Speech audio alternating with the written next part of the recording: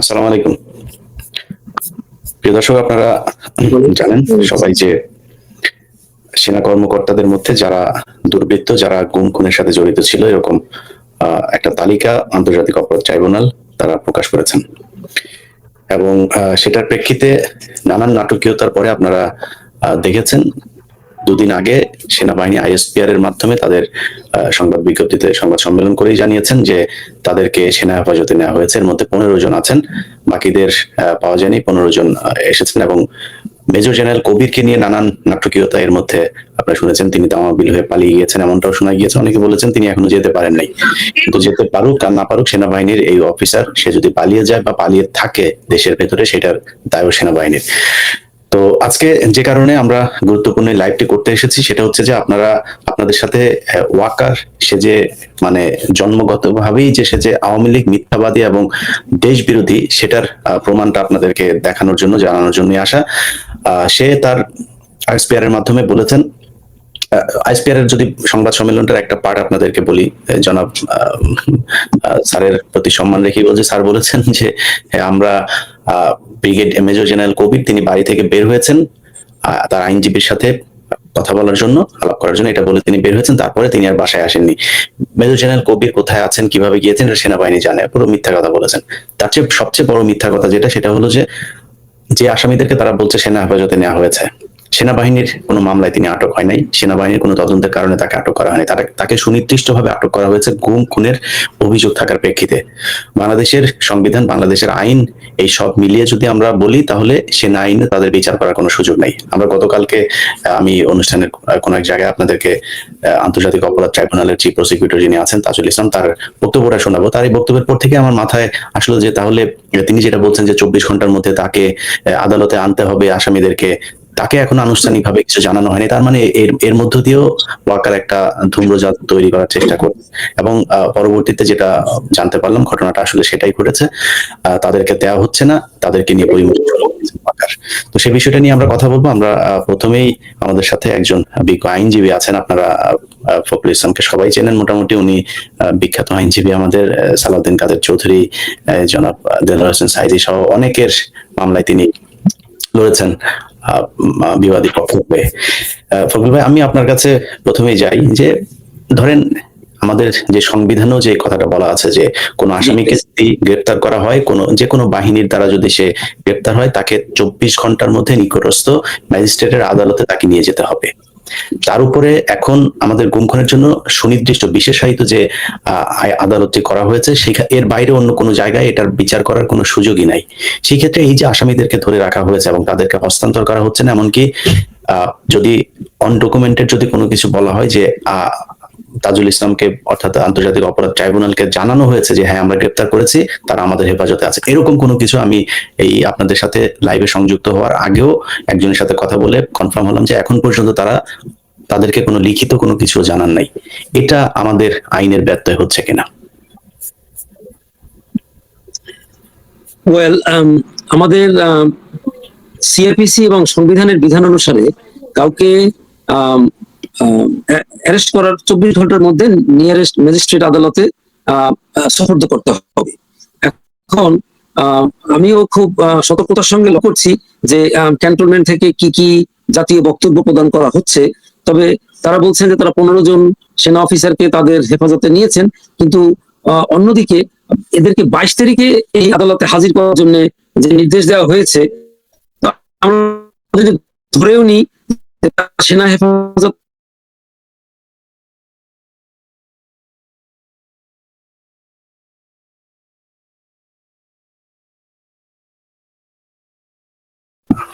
আমরা আইনজীবী মহোদয়ের কাছে আমরা একটু পরে আসি।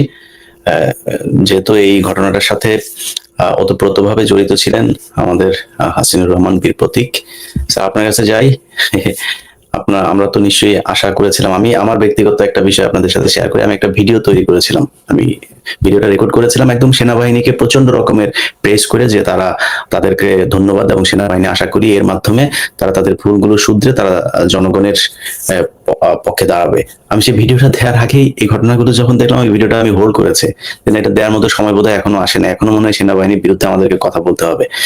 আপনার আপনি এটার সাথে সেই শুরু থেকেই আছেন গুম খুনের এই বিষয়গুলোতে। আপনার কাছে কি মনে হয় এটা নিয়ে কি তারা নতুন করে কোনো ষড়যন্ত্র করবার চেষ্টা করছে কিনা? বিসমিল্লাহির রহমানির রহিম। ইলিয়াস ভাই, এখানে আসলে কোনো স্কোপ নাই। যখনই স্বীকার করতে আমাদের কাছে ফজল ভাই, আপনার কাছে আসছি আমরা আবার। যখনই সেনাবাহিনী স্বীকার করছে আমার কাছে আছে, আমার হেফাজতে, তখন তাকে 24 ঘন্টার মধ্যে আদালতে হাজির করতে হবে। ওখান থেকে নেক্সট ডিসপোজাল আর বেশি কোথায় থাকবে? আদালত বলে নাই যে স্যার যেটা বললেন ব্রিগেডিয়ার হাসান নাসির স্যার, যে 54 নম্বর ঘরটাকে সেল ঘোষণা করা হয়েছে। আদালত তো নিয়ে যাওয়া হয় নাই, নেওয়ার পর আদালত বলবে একটা জেলে নেওয়া হোক। আদালতের সম্পূর্ণ এখতিয়ার। আদালত যদি মনে করে না বীরের কাজ করছে এই সেনা কর্মকর্তারা, জঙ্গি দমন করে শেষ করছে, জঘন্যতম কাজটা বীরের কাজ, তারা চাইলে আদালত ইচ্ছে করলে 5 স্টার হোটেলেও রাখতে পারে, কোনো সমস্যা নাই। আদালত সিদ্ধান্ত নিবে তারা কই যাবে। এনে আবার তাজুল ভাইয়েরও কিছু করার নাই, আমাদেরও কিছু করার নাই, সেনাপ্রধানের কিছু নাই। সেনাপ্রধান না নেওয়া মানে হলো গিয়ে আইনের ব্যত্যয় ঘটতেছে। এই আইনের ব্যত্যয় ঘটা এটাও একটা অপরাধ, এবং ভালো অপরাধ। 24 ঘন্টার মধ্যে না নিলে তাকে যে কোনো ধরনের দণ্ড দিতে পারে আদালত। এই দণ্ড এমনও হইতে পারে এরকম জেনারেল কয়টা খালি খালি বাড়ি চলে যাবে। যেই দিন রায়টা ঘোষণা হয়েছে ওই দিন থেকে কারো চাকরি নাই, 15 জনে যারা চাকরিরত ছিলেন। সুতরাং তারা আর সেনা কর্মকর্তা না। তাদের প্রোটোকল কি হবে সেটা জিজ্ঞেস করতে পারে, বরখাস্ত না অবসর, তাও দেওয়া হয় নাই। এখন ওকার জেনারেল ওয়াকার এত বিজ্ঞ কেমনে হইলো আমি জানি না, তারা কে এগুলি বুঝাইতেছে, রিপোর্ট ডাকতেছে। তবে যেহেতু স্যার বললেন যে 54 নম্বর বিল্ডিং কে ঘোষণা করা হয়েছে, এই ঘোষণা দায় দায়িত্ব খরচ কে বহন করবে? এটা বহন করার কথা হোম মিনিস্ট্রির, অর্থাৎ জেল কর্তৃপক্ষ, আইজিপি প্রিজন। এবং ওইখানে গার্ড থাকবে আইজিপি প্রিজনে, নো সেনাবাহিনী গার্ড। এবং জেল কোর্টের নিয়ম কানুন ওখানে প্রযোজ্য হবে যদি এটা করে থাকে 54 নম্বর বিল্ডিংটা। বাট আমি মনে করি দুঃখজনক, আমি প্রথম থেকে ছিলাম। আমি একটা কালকে রাতে মেসেজ পেলাম আর্মি স্যারের বিষয়। আর্মি স্যারকে যে অফিসারটা সহজমিনে যে গ্রেপ্তার করে নিয়ে আসা হয়েছিল সেটা হলো বিডিআর এর ওই জেনারেল আমিন। তার হয়তো 3 দিন পর মনে রিটায়ারমেন্টে যাবে। এখন এফডিতে ছিল একটা, সে পালানোর চেষ্টা করতেছে, তার নাম ড্রপ করছে। আসলে আইন কানুনের মোতাবেক এই অফিসাররা কোনোদিন, বহুবার জিজ্ঞেস করা হয়েছে আইসিটিতে নিয়ে ইন্টারোগেশনে, কোনো কথা বলে নাই। এখন যদি তারা এখানে থাকে কোনো কথা না বলে, এই দায়িত্ব হোম মিনিস্টার নিতে হবে। অর্থাৎ ঢালাও বিচার হবে। ঢালাও বিচারটা কি হবে? যে কম অপরাধ করতে সে বেশি দণ্ড পেয়ে যাবেন। কারণ আপনার তো অনুতপ্ত হন নাই, সেনাবাহিনী অফিসার অনুতপ্ত হয় নাই। এবং সেনাবাহিনীর এই যে একটা গর্হিত কাজ, এটা বিশ্বাসই করে না, মনে করে দায়িত্ব পালন করছি। এই জায়গায় হলো সমস্যা। আপনারা খেয়াল করছেন কিনা, আইজিপি, আমাদের পুলিশের আইজিপি, সে কিন্তু কোনো সুবিধা পায় নাই, জেলে আছে।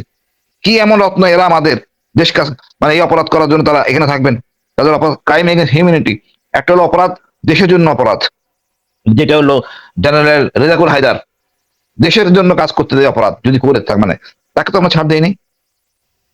আর জেনারেল হারুন সেনাপ্রধান ছিলেন, ব্যক্তিগত অপরাধ। জেনারেল রেজাকুল হায়দারকে আমরা সুবিধা দিলাম না। এরা করছে দলের জন্য অপরাধ। ইলিয়াস ভাই, এরা করছে দলের জন্য জঘন্যতম অপরাধ। এই অপরাধের ধরনটা লোকে মারাত্মক। তারা এটা তো ইনে মিনে বলা কিছু নাই। তারপরে বলবো ইলিয়াস ভাই অপরাধ করছেন না জানি না বা না বুঝে, আদেশ পাই না করছে, আমরা আর্মির লোকরা আদেশ মানি, যাচাই করি না। কিন্তু আপনারা কি অনুতপ্ত না এখনো? এত কিছুর পরও কি আপনারা অনুতপ্ত না? আমি লজ্জিত যে আপনারা এখন অনুতপ্ত হচ্ছে না। জনগণের কাতার, জনগণের পাস বুঝতেছেন না। আপনি যদি ক্যান্টনমেন্টের ভিতরে রাখেন, ছাত্ররা যদি কালকে আন্দোলন শুরু করে, তখন তো হোম মিনিস্টারের এসে টান পড়বে, তার পদত্যাগ চাই, তখন কই যাবে? এইগুলি বলা সিদ্ধান্ত নাই। হোম মিনিস্টারের গেজেট আদেশ করতে পারেন না, এটা অবৈধ আদেশ। এটা বিচারক বলবেন কোথায় থাকবে কি থাকবেন না, যদি কোনো সুবিধা দিতে হয়, অন্য কেউ না। এই যে অ্যাবসলিউট বিচারক, এটা জুডিশিয়ারি ম্যাটার, এটা এক্সিকিউটিভ ব্রাঞ্চে, মানে যারা ক্ষমতা প্রয়োগ করে তাদের ক্ষমতা না। যাই হোক ভাই, আমি মনে করি এটা আরো নেগেটিভ রিপ্লিকেশন হবে। প্রতিদিনই এরকম চলবে সেনাবাহিনীর বিরুদ্ধে, সেনাবাহিনীকে এরকম সামনাসামনি দাঁড় করে দিচ্ছে। আমার এত মনে খায়স করে এদেরকে রাখার জন্য জানতে চাই ওকারের কাছে। উনি আমি এই প্রসঙ্গে একটু বলতে পারি? হ্যাঁ ভাই, বলেন ভাই, বলেন। জি, আপনি একটা একটা করে দেখুন। 7 খুনের আসামিদেরকে সঙ্গে সঙ্গে চাকরি থেকে বরখাস্ত করার পরে ওই নারায়ণগঞ্জের আদালতে গিয়ে হাজির করানো হয়েছে।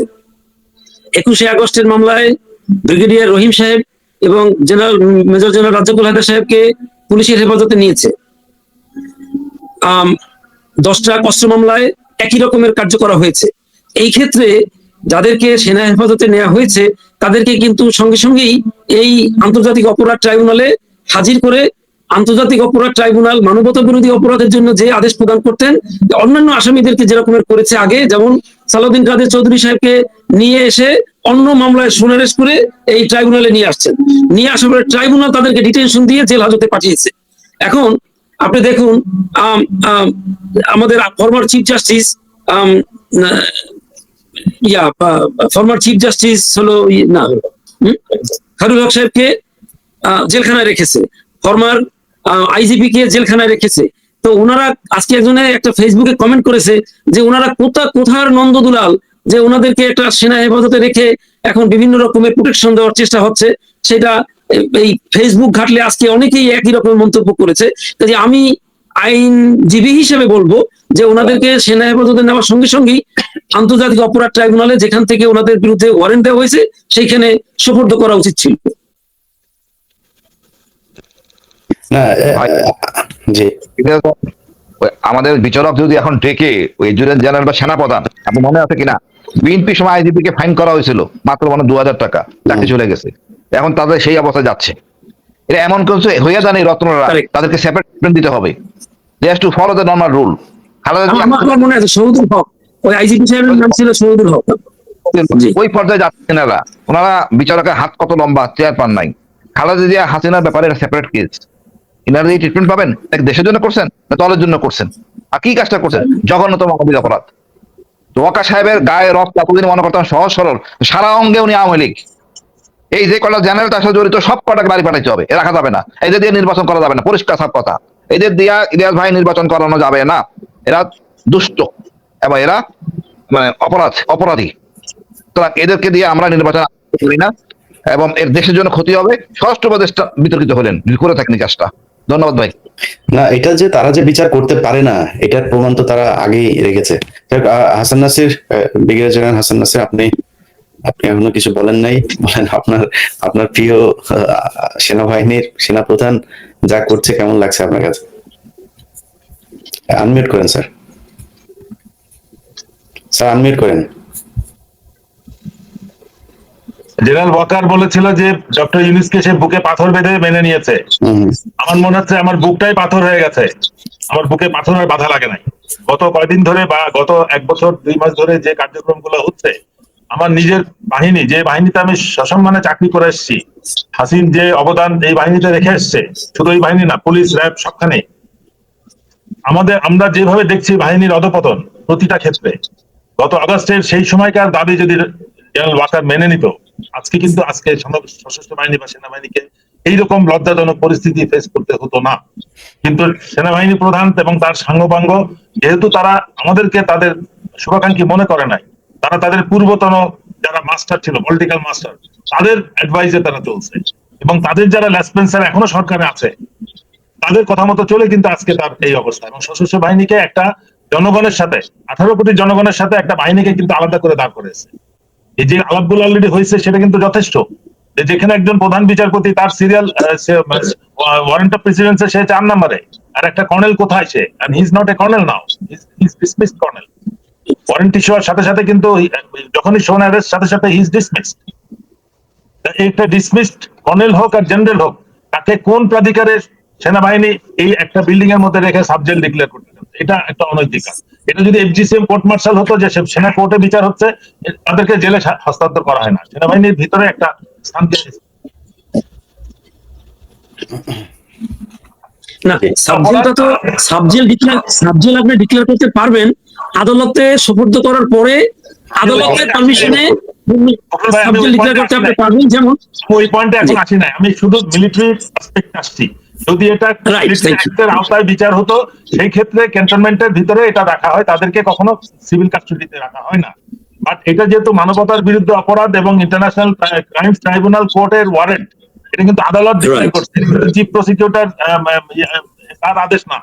আদালতের ডিক্লেয়ার্ড আদেশের পরিপ্রেক্ষিতে সেনাবাহিনী নিশ্চিত করেছে যে তারা অ্যারেস্ট করছে 15 জনকে, এবং আদালতের আইন অনুযায়ী, দেশের আইন অনুযায়ী, যেটা সবাই অলরেডি বলেছেন, 24 ঘন্টার মধ্যে পুলিশ কাস্টডিতে তাদেরকে হ্যান্ড ওভার করতে হবে। বাট আমার যেটা মনে হচ্ছে, হোম মিনিস্ট্রি স্বতঃস্ফূর্ত হয়ে সাবজেল ডিক্লেয়ার করছে, আর্মির দ্বারা ইনফ্লুয়েন্স হয়ে কিনা এটা যাচাই করার বিষয়। এটা নিঃসন্দেহে উনি যেহেতু প্রাক্তন সেনা কর্মকর্তা, সেই হিসেবে উনি করেছেন কিনা, আদালতের এই ব্যাপারে কোনো আদেশ আছে কিনা আমরা কিন্তু জানি না। তাহলে আদালতে তারা রিপোর্ট করার পরে তারা কোথায় থাকবে এবং সেটাকে সাবজেল করা হবে না জেলের ভিতরে রাখা হবে, এটা আদালতের কোর্টের মধ্যে ডিসিশনটা হবে। কোন পরিপ্রেক্ষিতে এটা হলো, এটা নিশ্চয়ই এটা আমাদের জনগণের জানার অধিকার আছে। আমরা কিন্তু এই দাবিটা করতেছি এখন জনগণ, আমি কিন্তু জনগণ হিসেবে জানতে চাচ্ছি, একজন ন্যায় বিচার প্রার্থী বাংলাদেশের জি নাগরিক না, থ্যাংক ইউ। এই প্রসঙ্গে আমি একটু বলি, একজন আসামি যখন আদালতের আওতাধীন থাকবে, তার ওয়েলফেয়ার, মানে ওয়েলফেয়ার বলতে তার যদি কোনো চিকিৎসা লাগে, তার অন্যান্য যদি কোনো অসুবিধা হয়, পরিবারের সঙ্গে দেখা করা ইত্যাদি জেল কোডে যেরকমের আছে, সেই অনুসারে আদালত আদেশ করতে পারবেন। যেমন আপনাদের মনে থাকবে নিশ্চয়ই 2007-8 সালে ম্যাডাম খালেদা জিয়াকে ভাই, ভাই তারা তো এখনো কোর্টে রিপোর্ট করে নাই, ওই পর্যায়টা আসবে তো কোর্টে। Exactly, আমি আপনার সঙ্গে একমত হই, সে কথাটা বলছি যে তাদের ওয়েলফেয়ারটা আদালত লুক আফটার করবে। এটা হোম মিনিস্ট্রির বিষয় আপাতত নয়, কারণ তারা তো এখন আদালতের কাঠগড়া পেরিয়ে, চৌকাঠ পেরিয়ে আদালতের মধ্যে আসে নাই তো এখন পর্যন্ত। কাজেই তাদের ওয়েলফেয়ারটা কি দেখোস না। থ্যাংক ইউ, এইটা হলো আমার পয়েন্ট। আমার হলো স্ট্রিক্ট কথা যে একজন, তারা যখন ওয়ারেন্ট হয়েছে তাদেরকে ওই আদালতে সুপর্দ করে আদালতের কাছে বলতে হবে যে আমরা ওনাদেরকে হসপিটালে রাখতে চাই, পিজি হাসপাতালে রাখতে চাই, ইত্যাদি ইত্যাদি অন্য যেরকমের ব্যবস্থা আছে সেইটা করতে হবে। কিন্তু ইন্টারকন্টিনেন্টালে রাখতে চাই, না না, সেটা অন্য জিনিস। পিজি হাসপাতালে ভালো থাকার ব্যবস্থাও আছে, সেটাও হইতে পারে হয়তো।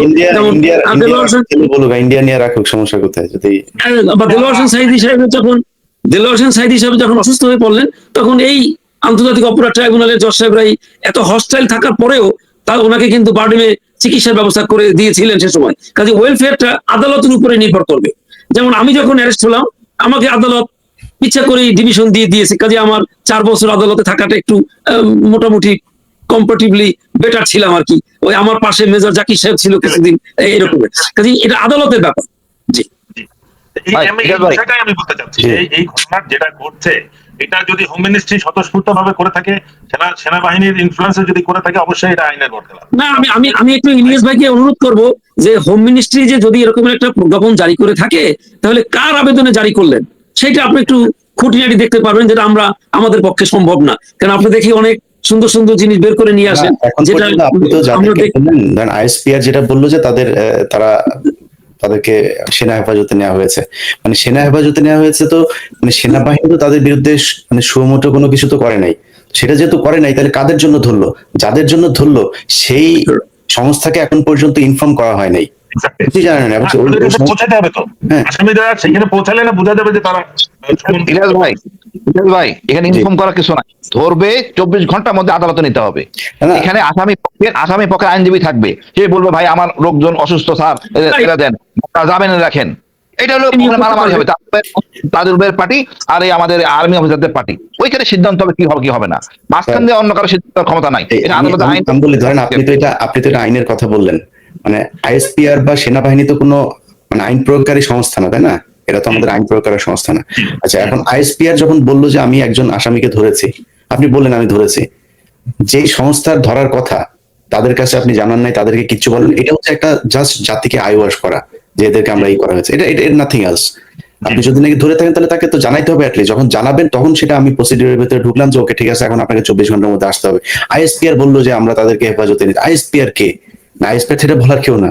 আইএসপিআর নিজস্ব কোনো বিষয় যদি তারা বক্তব্য দিতে সেটা দিতেই পারে, কিন্তু আমি মনে করি যে আইনগতভাবে তারা এখানে ফাঁক রেখেছে, যেটা আমরা বলছি যে কন্টেম্প্ট অফ কোর্ট বা এই ধরনের কোনো কিছুতেও যেতে চাই, সেক্ষেত্রে আমাদেরকে মানে জানতে হবে যে এই আসামিগুলো আসলেই কোন সংস্থা আটক করেছে। আসলে এখন পর্যন্ত তারা আটক হয়নি, এবং আমি খুব বেশি সারপ্রাইজ হব না যদি নাকি তাদেরকে 2 দিন পরে আইএসপিআর ফোন করে বলে যে আমরা তাদের এখানে রেখেছিলাম, ক্যান্টনমেন্ট থেকে তারা মাটি খুঁড়ে তারপর ভিতর দিয়ে কোথাও চলে গেছে। এটা বললে খুব হাসাহাসির কিছু থাকবে না। তাহলে মানে আমি একটা জিনিস সবসময় একটু আশ্চর্য হই যে মানে আইন মানতে সমস্যা কোথায়?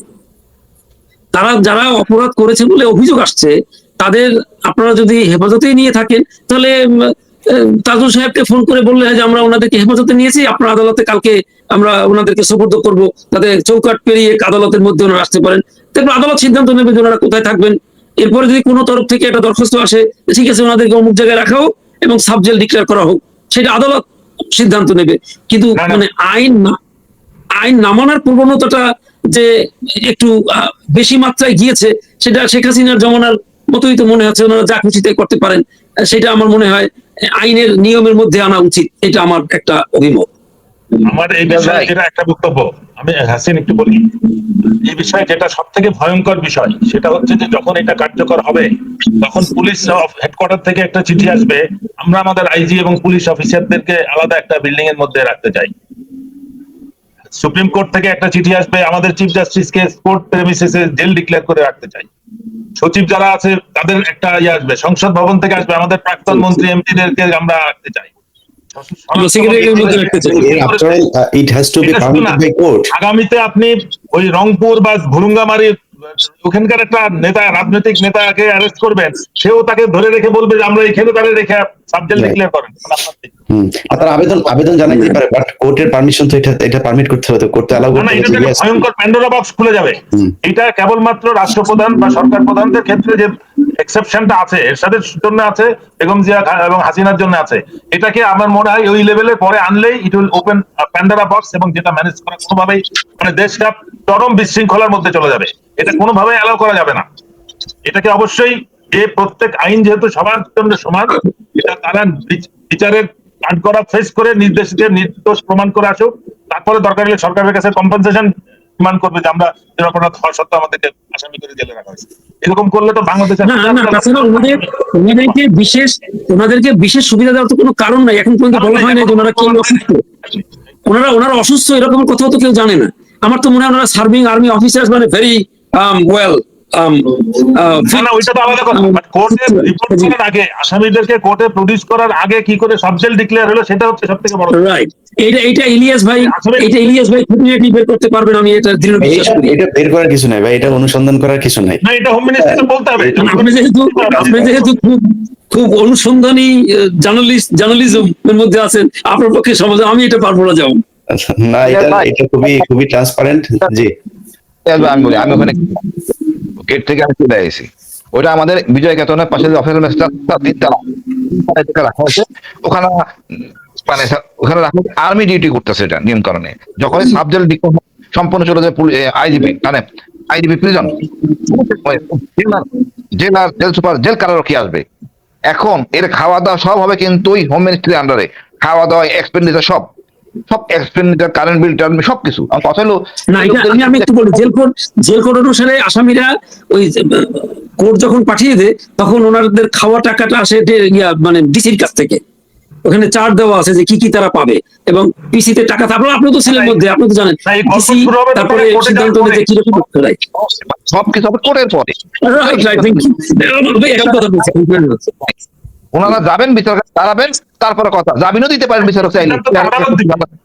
হ্যাঁ, বিচারকের ব্যাপার, এটা অন্য কারো ব্যাপার না। বিচারক বলতে আপনার দেখতে ভালো লাগতেছে, ঠিক আছে, পাসপোর্ট জমা রাখেন, আপনার হাত ঘোরাফেরা করেন। আচ্ছা, এবার বলে ধরেন আপনারা তো কোর্টে টোটে নিয়ে যাচ্ছেন। আমি যতটুকু জানতে পেরেছি, যাদেরকে আটকের কথা বলা হয়েছে তারা গতকালকে মিটিংও করেছেন। অতএব ওই ক্যান্টনমেন্টে থাকলে এটাই হবে। এখানে নিয়ে এত আশাবাদী হওয়ার কিছু নাই। আমরা বাংলাদেশের মানুষদেরকে জানানোর। ইলিয়াস ভাই, আপনি ওই কি প্রজ্ঞাপনটা পেয়েছেন কিনা, যে সাময়িকভাবে কারাগার ঘোষণার প্রজ্ঞাপনটা পেয়েছেন? আমার কাছে একটা কপি আছে, ওইটা ঢাকা টাইমসে যেটা বের হয়েছে। ও গুড। আমার অ্যাসোসিয়েট অ্যাডভোকেট মাত্রই আমাকে দেখালো যে এটা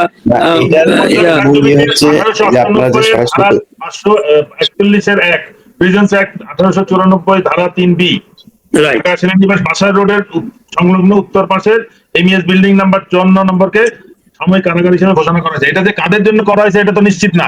ইট could be for chief justice, it could be for ministers and others.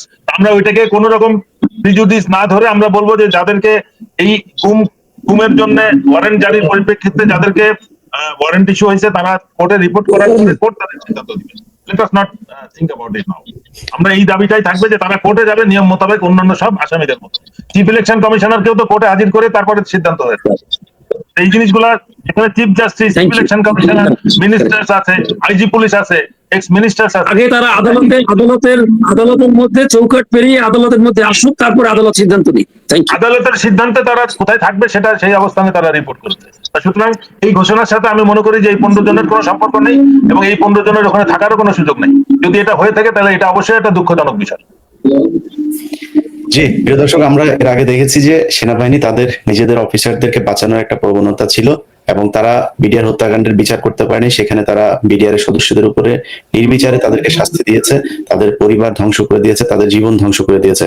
তনু হত্যাকাণ্ডের ঘটনা নিয়ে আমি কাজ করছি এবং সেটার তনুর পরিবার এবং যেই যেই সেনাবাহিনীর কর্মকর্তারা এটার সাথে জড়িত, আমি আজকের এই অনুষ্ঠান থেকে বলে রাখি, মেজর জেনারেল এনায়েতকে কোনোভাবে দেশ থেকে বের হতে দিয়েন না, তার স্ত্রী, তার ছেলে, এরা তনু হত্যার সাথে জড়িত।